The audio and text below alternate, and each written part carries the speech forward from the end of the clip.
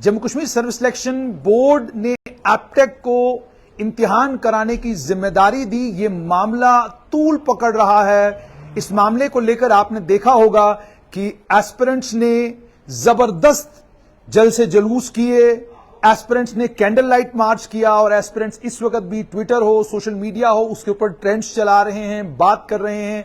लगातार ये मामला जो है सुर्खियों में बना हुआ है। अब ये मामला जो है और तूल पकड़ गया है और पहुंच गया है सुप्रीम कोर्ट के दरवाजे पर। भारतीय जनता पार्टी के नेता, इकोनॉमिस्ट और अपनी बातों के लिए और अपने व्यूज के लिए माने और जाने जाने वाले सुब्रमण्यम स्वामी ने सुप्रीम कोर्ट का दरवाजा खटखटाया है और अपने ट्विटर हैंडल के जरिए यह कहा है, जम्मू कश्मीर में ऐसा लग रहा है कि मामला जो है वो तूल पकड़ता जा रहा है, मामला गर्म हो रहा है। जो इम्तिहान 16 मार्च को होना है रिक्रूटमेंट के लिए, उसके कारण स्टेट जो जम्मू कश्मीर की सरकार है वो असमंजस की स्थिति में है। गवर्नर को रिक्रूटमेंट के लिए इम्तिहान करना है, लेकिन सिंगल बेंच ने इस पर रोक लगा दी थी। सिंगल बेंच ने इस पर रोक नहीं लगाई थी, बल्कि सिंगल बेंच ने इससे पहले जो इम्तिहान हुए थे उन तमाम इम्तिहानों को खत्म किया था। एप्टेक से ठेका वापस लेने की बात की थी, सिंगल जज से इंक्वायरी कराने की बात की थी। डिवीजन बेंच ने 10 मार्च को एक जजमेंट दी, जिस जजमेंट में डिवीजन बेंच ने केस के मेरिट्स के ऊपर बात नहीं की, लेकिन डिवीजन बेंच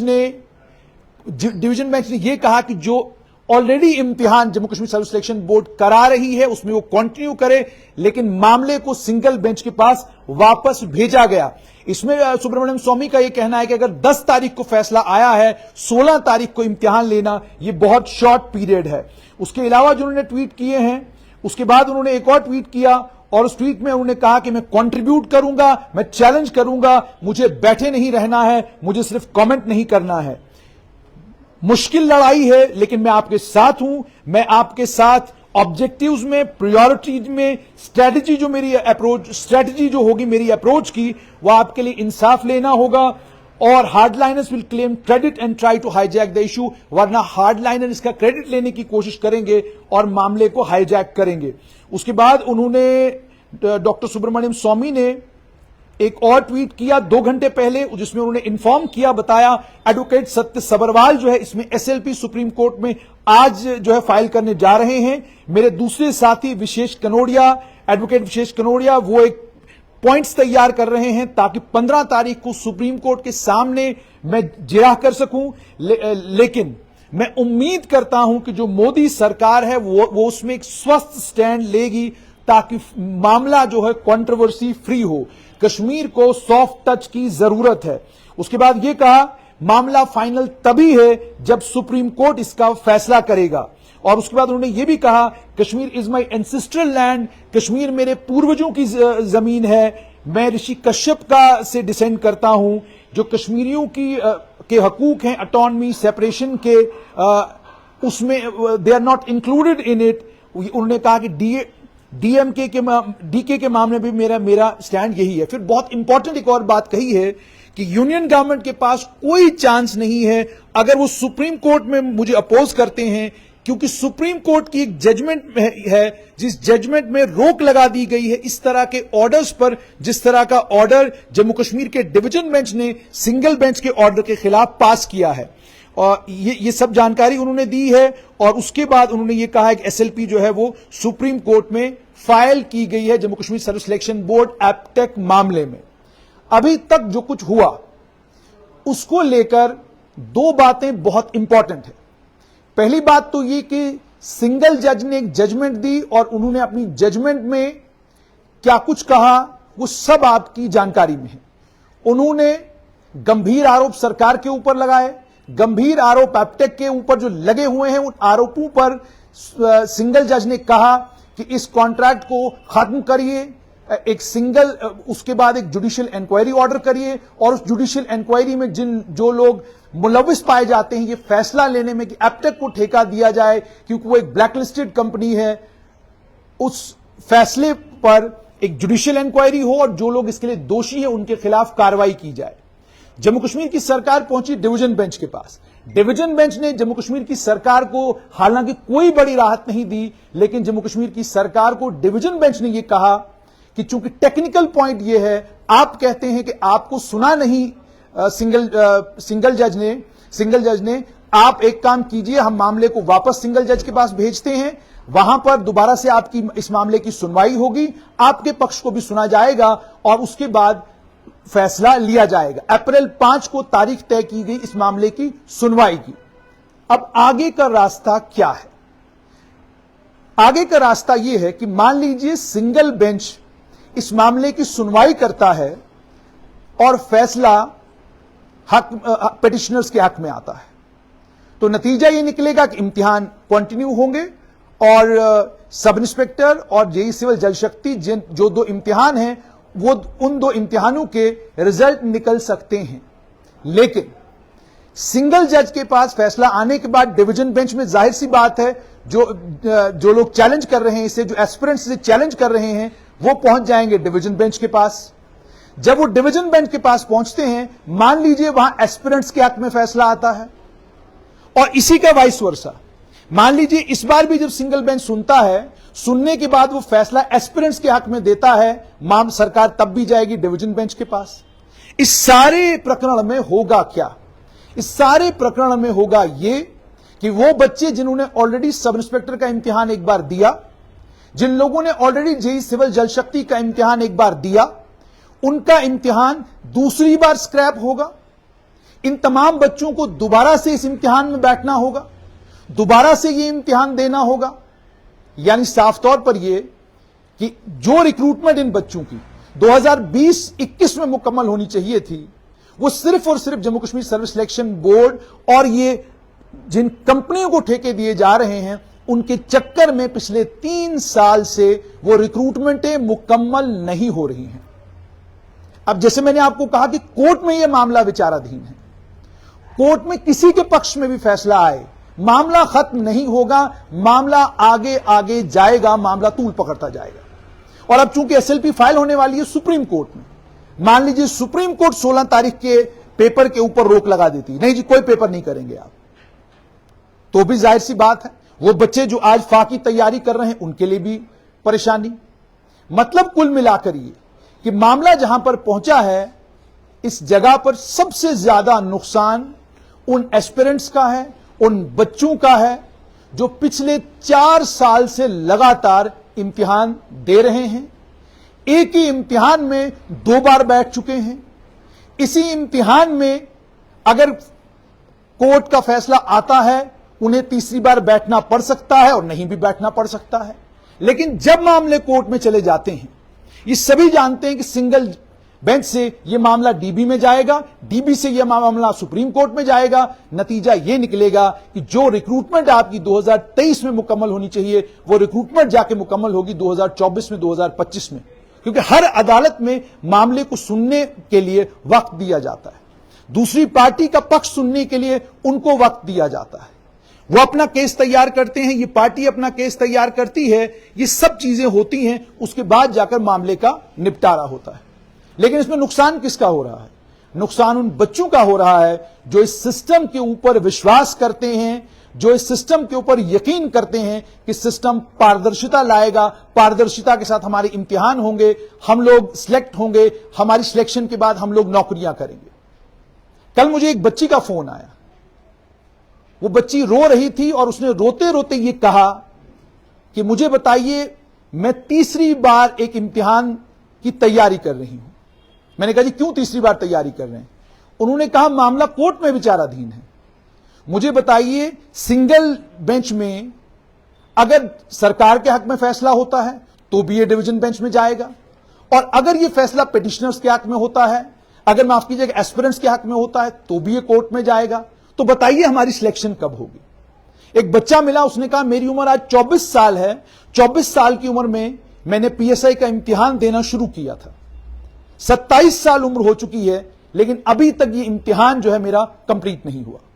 थोड़ा और पीछे चले जाते हैं, पुलिस रिक्रूटमेंट बोर्ड ने पीएसआई का इम्तिहान 2016 में कराया, 2016 में उसकी एडवर्टीजमेंट निकाली, 2019 में इम्तिहान हुआ, आज 2023 है, वो मामला हाई कोर्ट में है और हाई कोर्ट ने जम्मू कश्मीर की सरकार को और गृह विभाग को कहा है कि आप इसकी लिस्ट रीफ्रेम करें।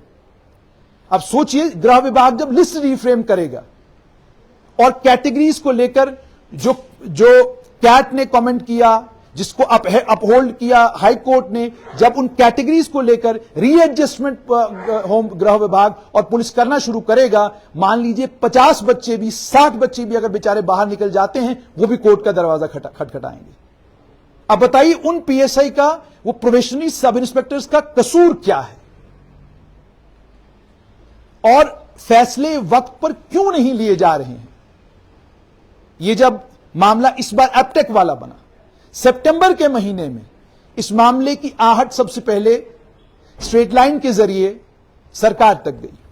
अलग अलग वेब पोर्टल्स के ऊपर यह खबर चली और जो पॉइंट्स थे, जो इश्यूज थे कि आपने ब्लैक लिस्टिंग वाले क्लॉज में बदलाव क्यों किया, ये तमाम उसी वक्त सितंबर के महीने में इस चीज को हाईलाइट किया गया।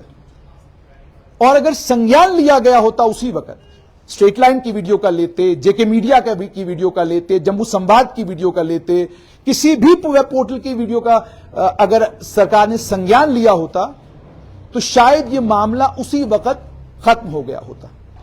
लेकिन संज्ञान नहीं लिया गया। नतीजा क्या निकला? नतीजा यह निकला कि मामला कोर्ट में चला गया। और अब इस वक्त पोजीशन क्या है?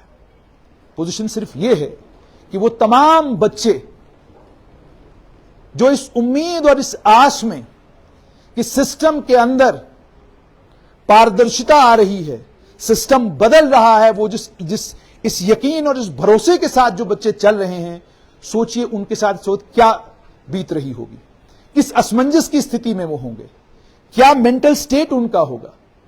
एक मध्यम वर्गीय परिवार से मैं आता हूं। एक मध्यम वर्गीय परिवार से आने के कारण मैं समझता हूं कि जिस बच्चे को पैसे खर्च करके जम्मू में किराए पर रहना पड़ता है और किराए पर रहकर उसको इन इम्तिहानों की तैयारी करनी पड़ती है, उसका लेवल ऑफ फ्रस्ट्रेशन सिर्फ मैं समझ सकता हूं। मैं समझ सकता हूं कि उसकी आंखों में आंसू अगर हैं, अगर वो सड़क के ऊपर है, अगर वो परेशान है, उसका कारण सिर्फ और सिर्फ यह है कि कहीं फिर दोबारा से वो सब कुछ हमारे साथ ना हो जो पहले एक बार हो चुका है। ये बच्चे ऐसा नहीं है सरकार की प्रशंसा नहीं करते।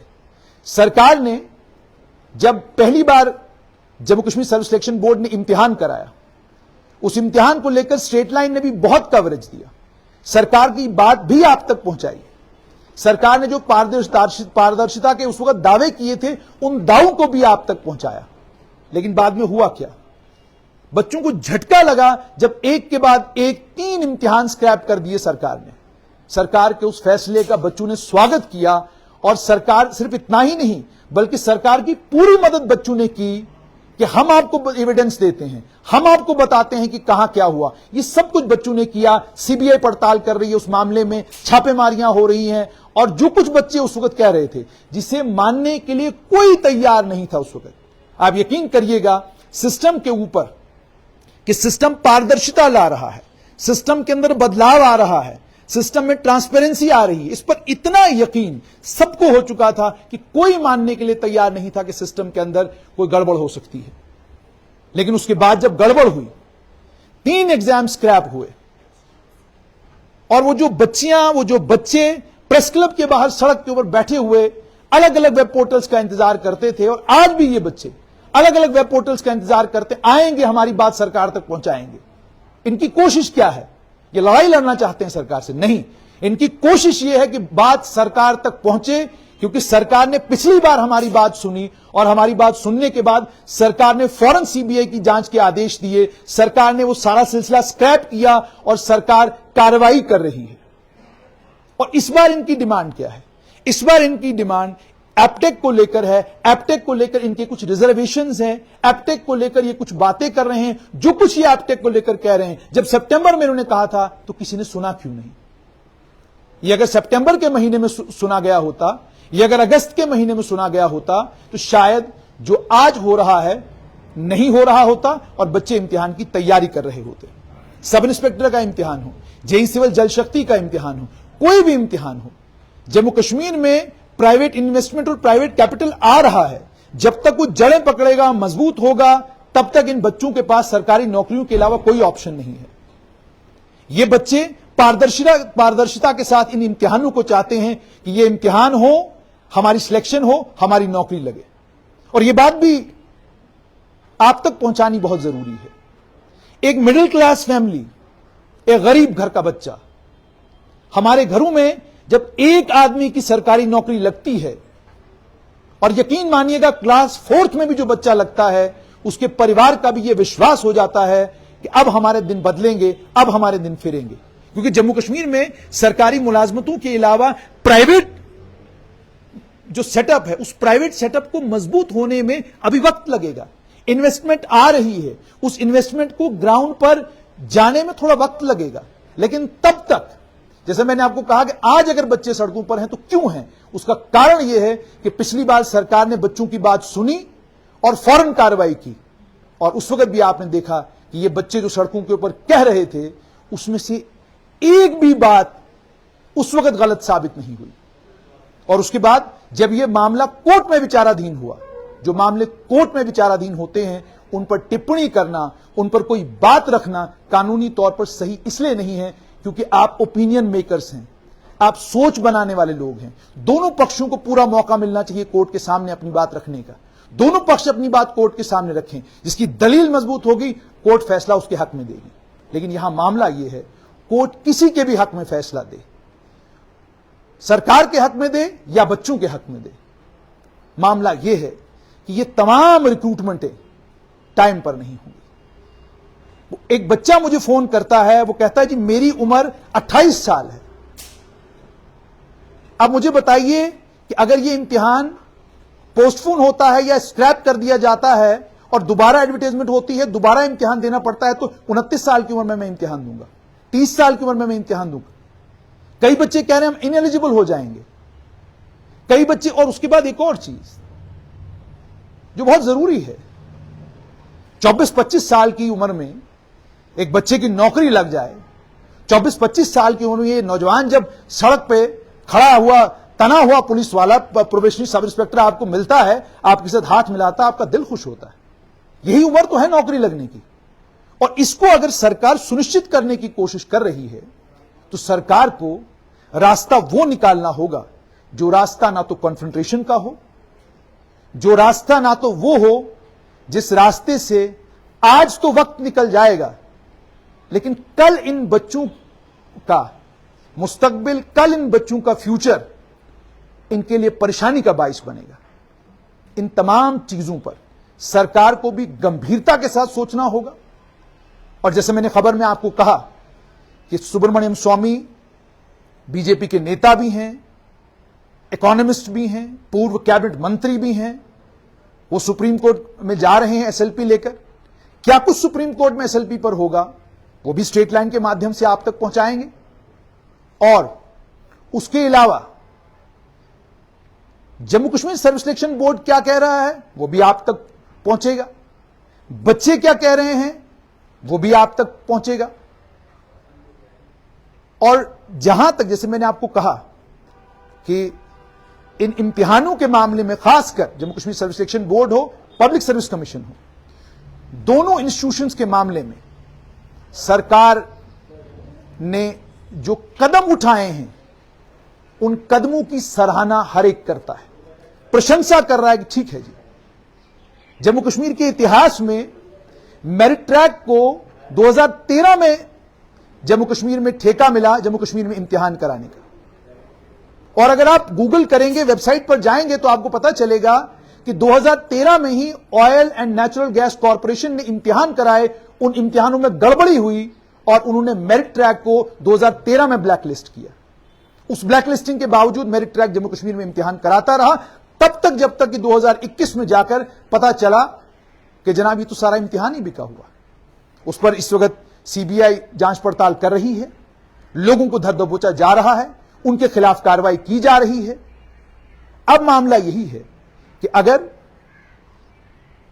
बच्चे जो बात कह रहे हैं, उस बात को भी सरकार को गंभीरता के साथ सुनना होगा, ताकि जैसे जैसे ये रिक्रूटमेंट का प्रोसेस पारदर्शिता के साथ आगे बढ़ाने का प्रोग्राम सरकार का है, वो प्रोग्राम सफल हो। सड़कों के ऊपर बच्चे आए, अपना वक्त जाया करें, अपना टाइम जाया करें, पढ़ाई किताब अपनी छोड़ दें, बच्चों की आंखों में आंसू हो, ये तमाम चीजें कोई भी सरकार हो, किसी भी सरकार के लिए ठीक नहीं है।